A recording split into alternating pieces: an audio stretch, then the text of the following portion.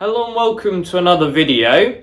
In today's video we're going to be looking at our Wheelhorse C125.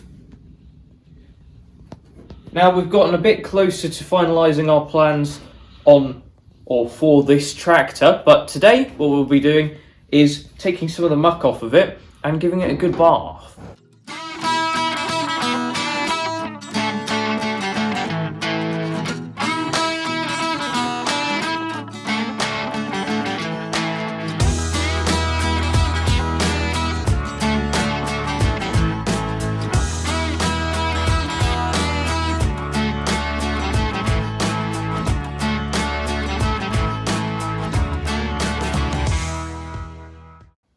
So in the last video we got this machine mobile, and it's a week later now and all the tyres are still pumped up, so we're pretty happy with that.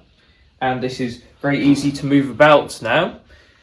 And when I talked before about our plans for this tractor, it can either go down one of two routes, and there's something else that we've done during the week which will help us prepare for working out what we're doing with this C125. So we switched our Cub Cadet Original with this Wheelhorse Raider 9 that was in storage, and yes, we did have to take the hitch off the Cub Cadet Original to get it into the storage space that this came out of. But the Raider 9, we've mentioned this a couple of times, has a couple of issues that we need to sort before show season this year. One of which being an issue with the charging circuit. So before last show season, we came to start it up to see whether it would start still or not, and it wouldn't. And we put that down to something electrical, so we switched the battery with a brand new one just for the show season. And then halfway through the Rural Pastimes show weekend, it wouldn't start.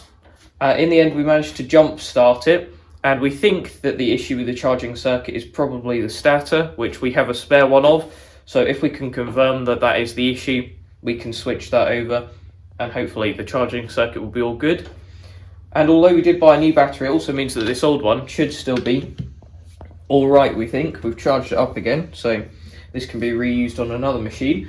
But the more pressing issue with this is it needs a gearbox rebuild, because there's something quite wrong with third gear, and that is where this C125 may become a parts donor if we can't get the bits we need for this Raider 9 gearbox. If we can get those bits without having to take apart the C125, then that's great, because the Raider 9 can get fixed for show season, and then the C125 we aim to get, or to transform into a working tractor.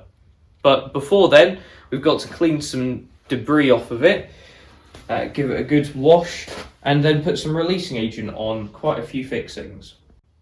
So just a couple of things before we start spraying this with water. If I lift up the bonnet here, you can see we've already put a bag over the air intake there, so no water's getting into the carburettor and beyond. And we're going to be taking this old battery out. It's almost certain that it's dead. And also there's quite a bit of leaves and other debris behind it that we wouldn't mind getting out of there before we start spraying stuff with water, otherwise that could make quite the mess. This whole setup's a bit interesting. Block of wood there, and then the hold down is a bit of threaded rod bent round at the ends, and then just bits of threaded rod coming up either side, one with a square nut, one with an actual hex nut on it, so we'll see whether these come undone. We sprayed these with releasing agent last week. Yeah, that's fine. So that these would turn quite nicely. Let's just check whether the other one turns as well or not.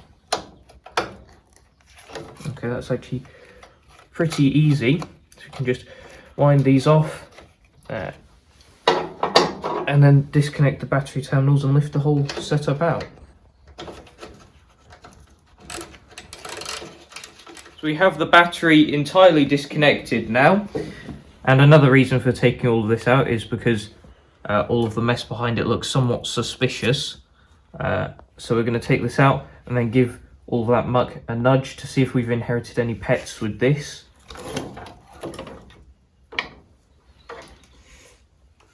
I'm not seeing anything at the moment.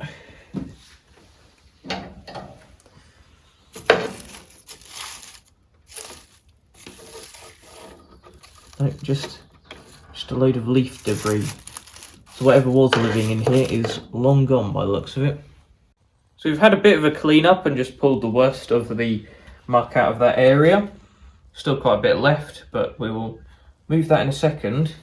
This actually had one of these kind of plastic battery trays in there with a drain on it, which we've seen these on a couple of other tractors before. I'm not sure whether they're standard or why that was fitted, but I don't know whether it's meant to be on there either, so that's something to look into.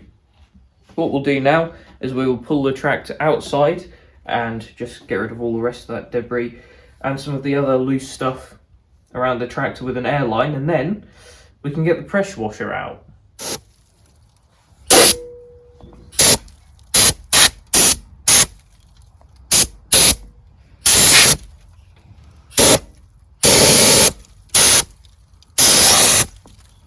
It's doing a good job of covering the rest of the tractor as well.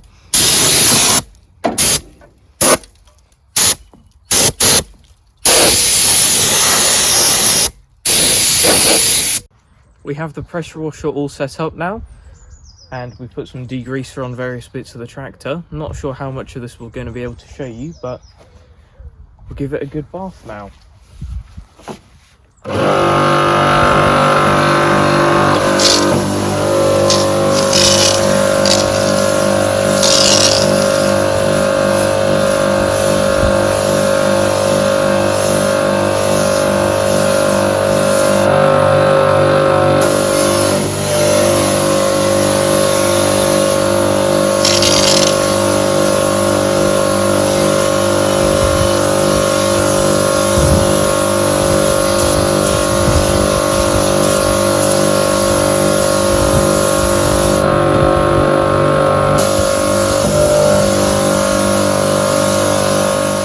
Back inside now, and we've given the C125 a good pressure washing, and we did try to go over this with an airline to dry it off a bit, but it's actually getting very foggy outside, so the water in the air was keeping it from getting very dry. So we've brought it back into the workshop now, and we've got most of the water off. It's still just kind of drip drying the last bits off of it.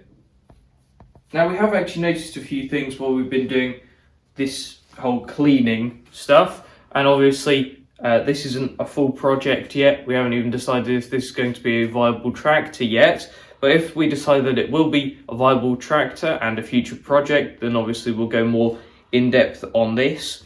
But just a few things that we've noticed already, and I've got them on a board to my right so I don't forget what they are, so if you see me glancing over, that's why.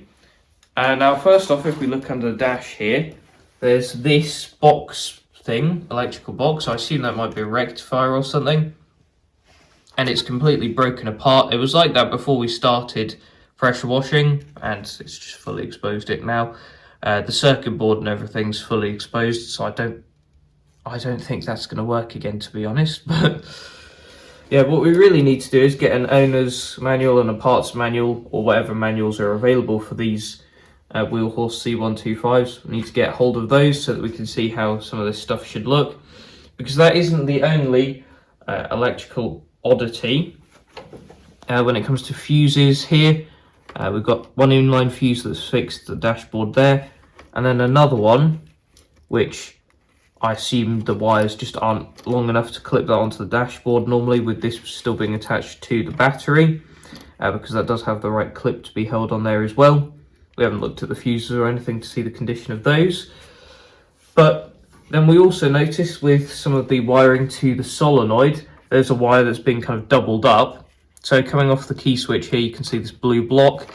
Two wires come out of there. One that goes into the normal wiring loom, which I assume is the faulty one.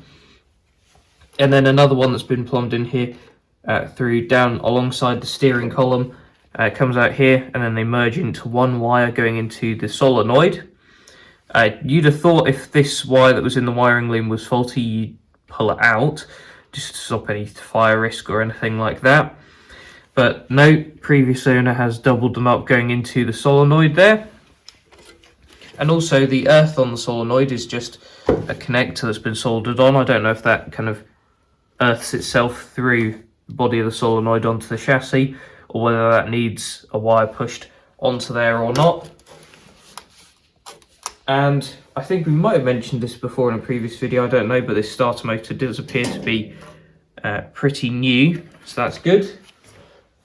Throttle cable, as you can see, it goes around here. It's got this wire clipped onto it which goes to the coil, which I'm not sure the positive for the coil being kind of clipped to the throttle cable like this is such a good idea.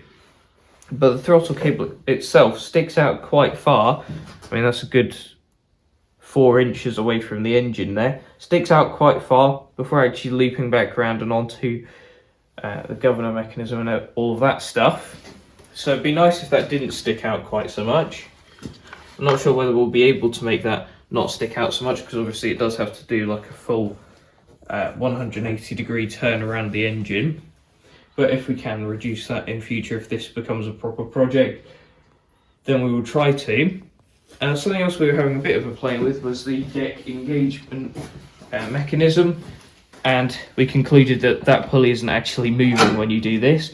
Part of that, I think, is because the engine mounts are those rubber engine mounts. I mean, you can see there's just plenty of gap around them, the rubber's all perished, everything like that. So when you engage this, I don't think that pulley's actually moving. I mean, there's obviously some wear in this mechanism, which is part of that movement as well. But otherwise, the entire engine's just moving on its mounts. So that's not really what you want at all. I also think, I don't know whether this is all the correct clips and everything for this as well. Again, these are the sort of things that you'd look for on a parts manual, just to make sure that that's all the correct sort of thing. And something else that we noticed some oddities on is the steering column. I mean, you can see this collar here. If I can push this down, but equally I can lift that up quite far, and that certainly is not meant to happen.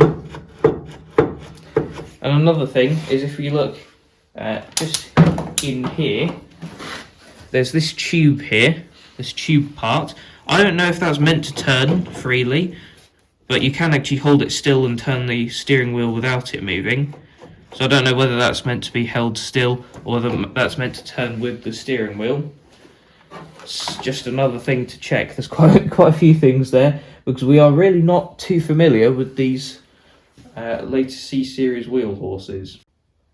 Now, there's one more thing that we noticed on this tractor, which isn't an issue but a feature, and that is the number of interlocks that it has on it. Now, obviously, this being made in 1982, they'd just invented health and safety at that point, compared to some of our other tractors where there's no interlocks whatsoever. But on this tractor, there's a micro switch under the seat there. There's also one on the brake mechanism under here that we've seen, and in here for the PTO mechanism. Now, those switches and the wiring, if they're still plugged in and connected, probably don't work anymore, and I'm not sure we could be bothered to replace them. If we came round to it, we might, who knows. That's in the future of this tractor at some point. Most people at the time, I think, just disconnected them so they didn't have to be sitting on the tractor or break down or something if they were testing various things that they were working on. So they often got disconnected quite quickly. It was the same story on Bolands of this era as well, just better quality, of course.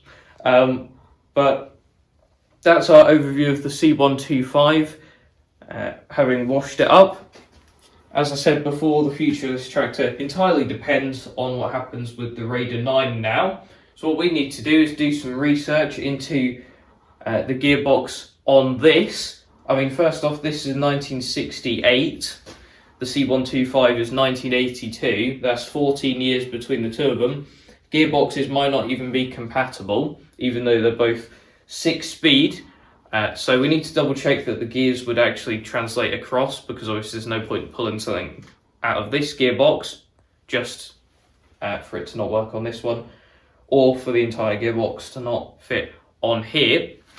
Either way, whatever gearbox arrangement we do, we'll want to be replacing all of the bearings and oil seals as well, so we need to do some research into those. And then once we've pulled it apart and decided which route we're going down with various gearbox parts, we need to obviously order all of those bearings and seals and everything like that. So we need to do plenty of research into everything that's going on with this Raider 9 gearbox, and that determines what we then do with the C125. But today's been pretty useful in discovering a few things about it, and it actually looks like it belongs inside now rather than sitting outside. So just a short video for you today, but I hope you've enjoyed. If you have any insight on any of the unknowns on this tractor, do let us know in the comments section down below. But that is it for this video. Thanks for watching, and I'll see you in the next one. Bye.